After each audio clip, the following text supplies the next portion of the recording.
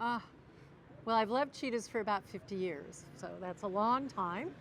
And I first started knowing about cheetahs when I worked at a wildlife park in Oregon in the United States. And we were one of the few places really in the world at that point in time, in the early 70s, that had cheetahs. And I was fascinated because they'd been revered by people for thousands of years, kings, emperors, pharaohs.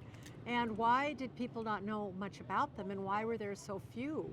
And so that sort of launched me down on my whole route of trying to understand more about cheetahs and what it was going to take to actually make the world know more about them and save the species from imminent extinction. And has you been facing? Yeah, in the 70s, the early 70s, we did have some ideas.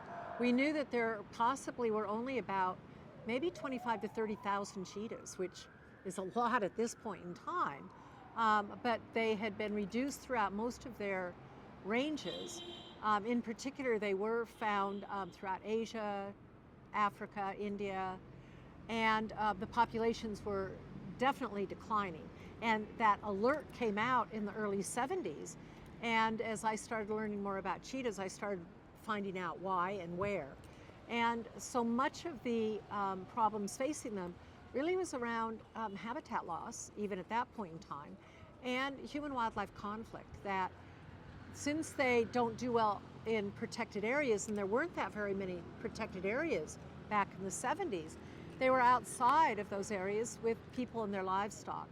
And so the normal philosophy, I think, with people for thousands of years has been you see a predator, kill it. And that is what has caused them the main problem. But then in other areas, the cheetah was really thinned out because it was loved to extinction. For instance, in India, the cheetah was kept by maharajas. They didn't breed in captivity, and so they were brought out from the wild. And they had a very short lifespan, and they didn't breed.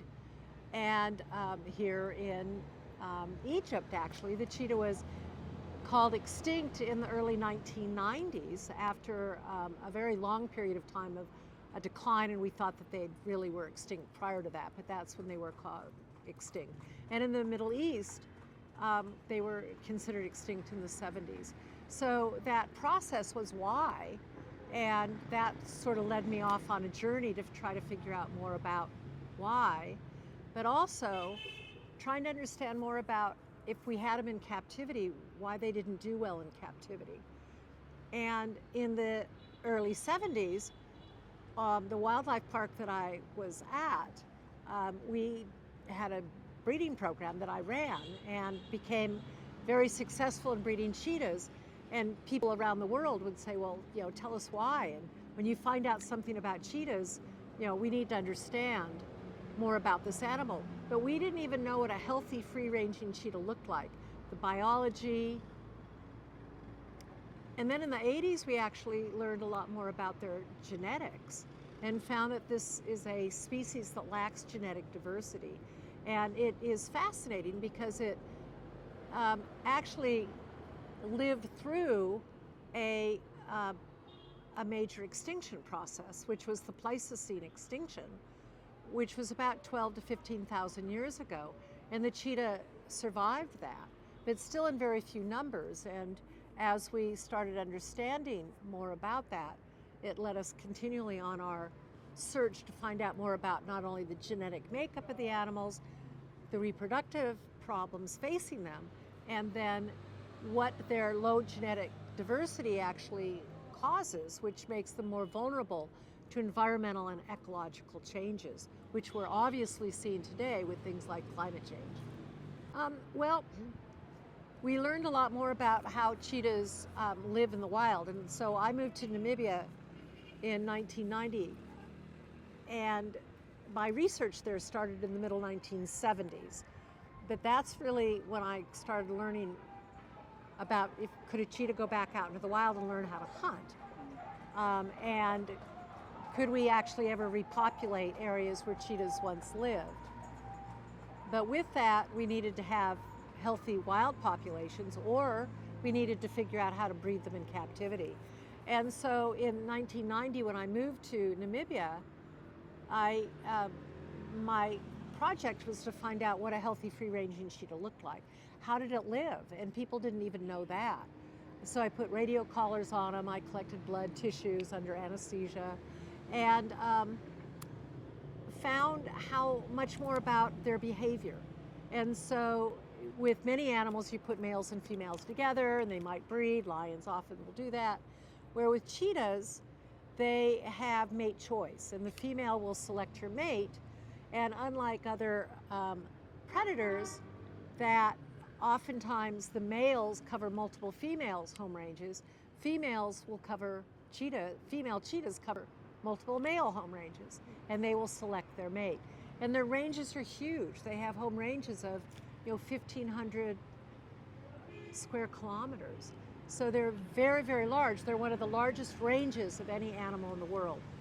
So getting back to figuring out how cheetahs breed, much of what we found is that cheetahs don't do well in captivity because of many stress factors, that they're usually in small enclosures, and cheetahs, as I said, live in very large home ranges, and a lot of the stress factors would cause them not to want to reproduce. So they'd have things like gastritis, which is like if we have ulcers as humans, and cheetahs were getting that throughout the captive populations, and then dying at a very short age. And so as we started learning more about how they were living in the wild, we could implement that into captive programs. And today, I was sort of the founder of all of these processes. And so in a captive environment, I tried to help bring zoos together in what are called species survival plans, both in America, Europe, Japan, and we all started managing our populations and then trying to implement better husbandry factors. And so where I was in Oregon, we had very large facilities. Our animals were kind of free range, very large enclosures, and so they didn't have the stress factors that most zoo animals have. And so then we recommended putting animals into larger areas and having managed breeding programs. So that's sort of the beginning of our kind of where zoos have gone in looking at managing animals in captivity. Dealing with wild animals and animals it's a science. Yeah. And you need to know about the animals and take good care of them. And so zoos have evolved into being sanctuaries and scientific institutions who are trying to work on saving animals for the future. The cheetah was kept as a royal protector of the throne. And so kings, emperors, pharaohs, the pharaohs in particular had cheetahs at their thrones.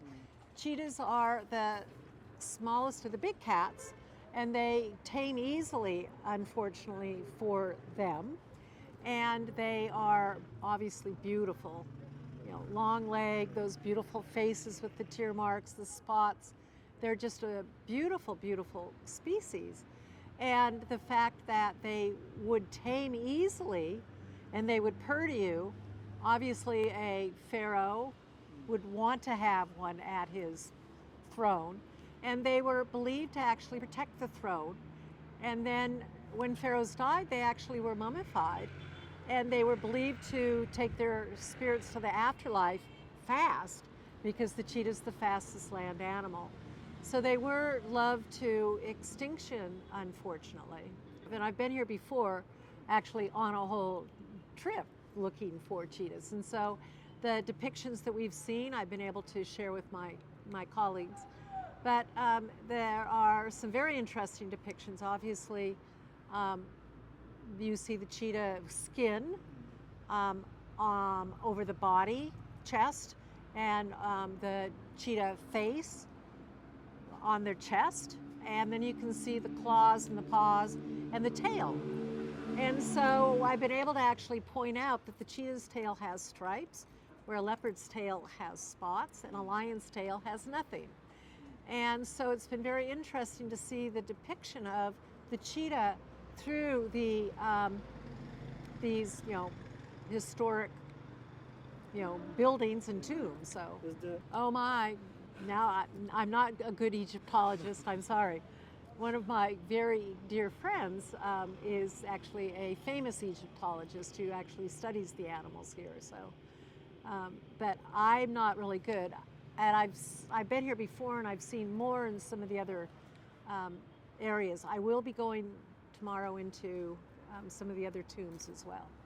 But even up at yes, up in the Valley of the Kings, we were able to see some wonderful, beautiful depictions in the tombs. Well, even as a pet, I mean, for the cheetah, which is the fastest land animal, they want to run. And so oftentimes they're kept in too small of an area, they're not able to run, and that running actually helps reduce a lot of the stressors. And so in captivity, they can't do that. And I don't know the lifespan of the cheetahs that were kept with the pharaohs. I would assume maybe not that long. But when for instance, the Maharajas would hunt with them, they would just bring them out of a stable. They would keep them in a stable like you would a horse. And that's pretty stressful for an animal that's used to living out free range in large areas. I think that's why I'm here at International Cheetah Day, which was the 4th of December, I was here revering that the cheetah did once live here and was revered by the pharaohs and, revered to the gods, so to speak. I think many of the countries where cheetahs once roamed are looking at wanting to bring them back. And so my question would be, might Egypt be interested in that?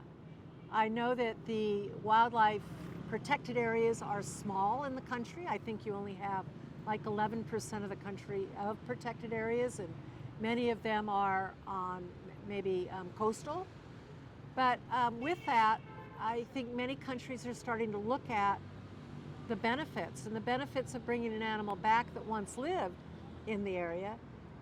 You talk about the biodiversity and the bringing biodiversity back, and today we are at a big need for having biodiversity, and a top predator like the cheetah maintains the health of the grassland ecosystems. And we found where cheetahs and other predators do come back, you have a much greater amount of biodiversity. Cheetahs, for instance, when they make a kill, they feed the rest of the system. So they would feed the jackals, they'd feed the insects, the birds, the other small mammals. And so there you've got something that's feeding them. And that is where you then can have a healthier ecosystem, which is an important part for everybody, especially in this day and age where we actually need to have some icons for our Earth, which supports us as humans as well. The human-wildlife conflict aspect and lack of habitat and prey base. So you have to have a prey base for a predator. And what are cheetah's favorite? Small antelope, gazelles, and even small hare, but they can't live on hare. They need to have a mixed diet. But they are a small, the smallest of the big cats, and they can't go after something big. So the gazelles that live on the sands here, the savannas, would be their primary prey. But the other big problem facing cheetahs has been that of the illegal wildlife pet trade. And again, because the cheetah is been revered and so easily tamed, it has been now being stolen from the wild and being sold illegally into an illegal wildlife pet trade. And illegal wildlife trade is something that continues to grow, and people don't know. And so an awareness is a very important part of this. Many times people are killing animals like pangolins or rhinos or let us say tigers for medicinal purposes where they eat and or for they think that's going to stop their headache or whatever. And the loss of life of those animals is devastating. They're pushing these animals to critical extinction processes. For the cheetah, because it is so well loved, and easily tamed and they're cute, people have found that you can steal them from the wild because the mother cheetah is not an aggressive animal and you can chase her away and steal the cubs. And they've been sold primarily over into the Middle East, I think here into Egypt some too. So with that, awareness is very important. We've been working very closely in the Middle East, who have become partners in spreading the awareness that having a wild animal as a pet really isn't cool and groovy. Cool and groovy is helping save habitat and keeping animals living in the wild where they should, where we can actually go and enjoy them in the wild where they belong. But with that, we have also worked with the supply side, where the people who are grabbing the animals, why are they? It's because they're in, absolute poverty. And so, for $50, I could sell a cheetah cub. For every one cheetah that makes it into the pet trade, 4 or 5 of them die. And for every one that makes it into the pet trade, they may only have a lifespan of maybe a year or 2 because people don't know how to take care of them properly. And so then they fall in love with them and they want more. So our awareness, which is very important, is to let people know we need to keep the animals living in the wild. In areas where the animals are living, we work very closely in trying to develop programs that work with communities to help them get out of poverty.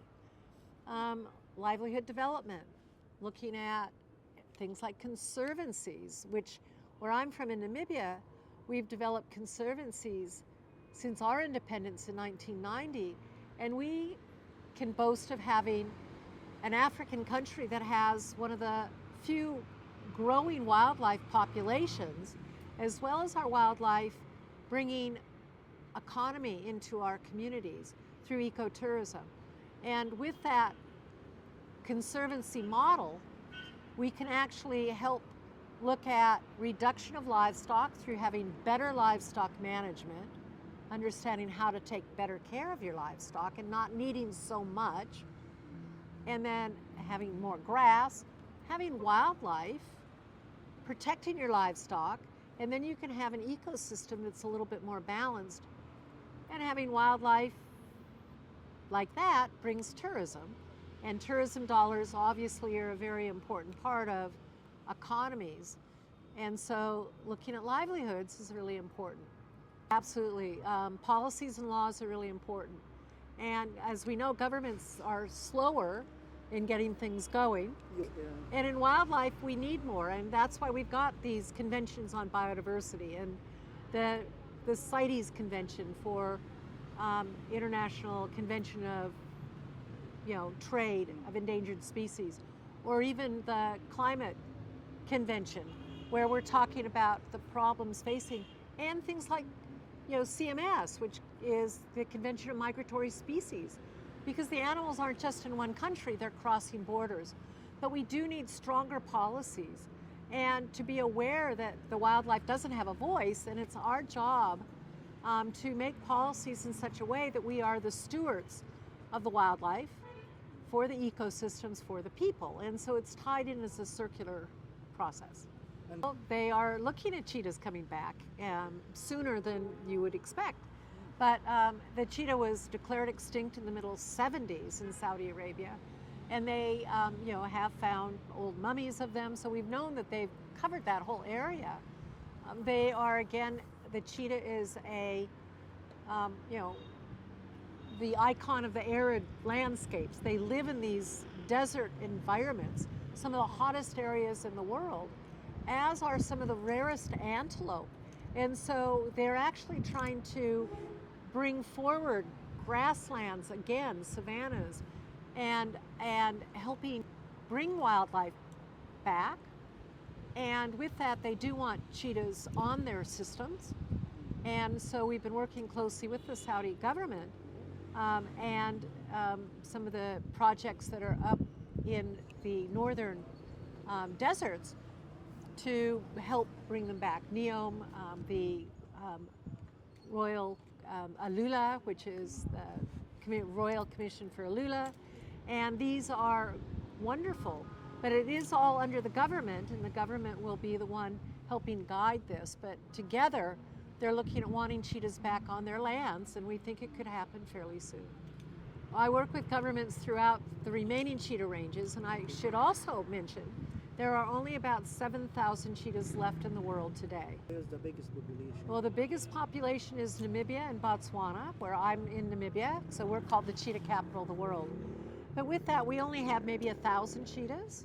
Botswana is similar, but Southern Africa has about 50% of the remaining. Cheetahs are found, unfortunately, in very fragmented populations. There's about 33 populations, of which 20 of those are under 100 individuals. So there are still cheetahs living in Iran, but there's maybe only a dozen left. So we're looking at augmentation of trying to bring some of the bring more cheetahs into some of these populations to help them genetically, because as you get such small populations, they start inbreeding and then they become more vulnerable health-wise and reproductive-wise. We, 2 years ago, just brought cheetahs back into India, where they were extinct over a 70-year period of time. And that took us working together with the government over 15 years. But the Indian government was committed. They love their wildlife. India is a very special country because they do love their wildlife. And so just on International Cheetah Day, a couple more cheetahs were let back out into the wild. So it's been a long process. Bringing an animal back is much harder than keeping it living where it's living. And so we've got a program that we work with in Kenya, for instance. We work in areas like Niger and up in Algeria. I have a second base up in Somaliland, which is a country that's a breakaway of Somalia, and it is where a lot of the illegal trade has gone through. So working together with the government there, the government has confiscated those cats and we have to take care of them. But I've got almost 100 cheetahs in the last 5 years that have been confiscated that we're taking care of. So our program's there to try to stop the trade, and we work in Ethiopia very closely across the border. And there we're moving south into Ethiopia because much of the animals are coming up from that area. And our programs we call Future Farmers of Africa, where we work with the communities to try to teach them good livestock, grazing land, wildlife management, and then also, again, the alternative livelihoods. Education programs, policy, working with the governments very carefully. And so we've tried to work with all the cheetah range countries, and we've done a lot of that training down in Namibia at our center. And at our center in Namibia, we have, we're a very large area. We've got a private reserve, about 160,000 acres of land, or 60,000 hectares. And it's full of wildlife. And so there we practice good livestock management, wildlife management, and training. So we're a training program where we've got a genetics lab and a veterinary clinic. And we also do something where we help farmers protect their livestock by using livestock guarding dogs, which we use a Turkish breed of dog, which is called an Anatolian Shepherd or a Kangal dog. And these dogs have been used for about 5,000 years to protect livestock from predators. And so they grow up with the livestock and they basically bark loudly and they keep predators away. If they have to fight a predator that comes in, they will. But most predators don't want to get hurt, so they stay away through avoidance. So we do a lot of breeding and placing of these dogs in Namibia, and we've helped programs in South Africa and Botswana get going.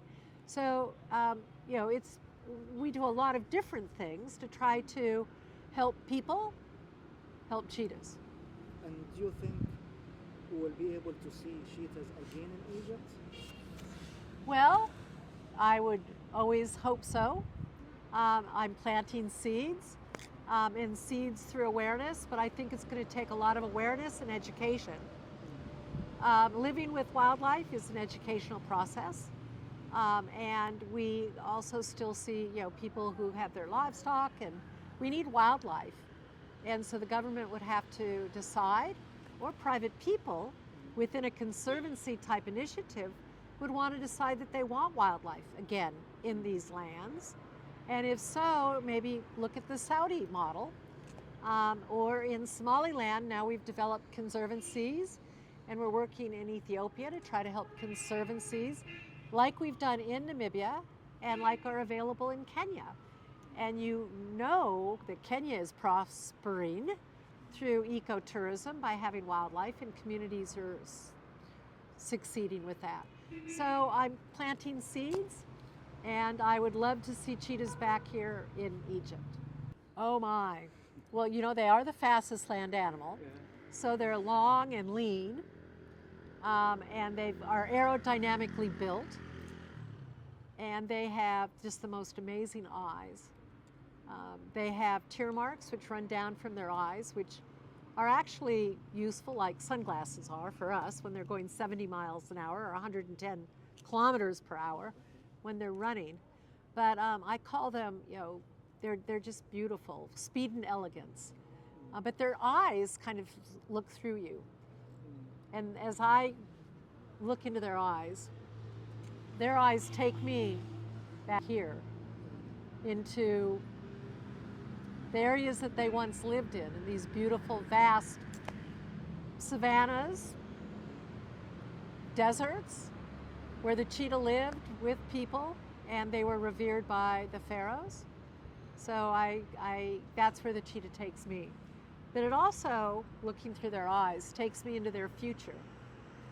And their future is something that we have to make if this species, the fastest land animal, is going to live.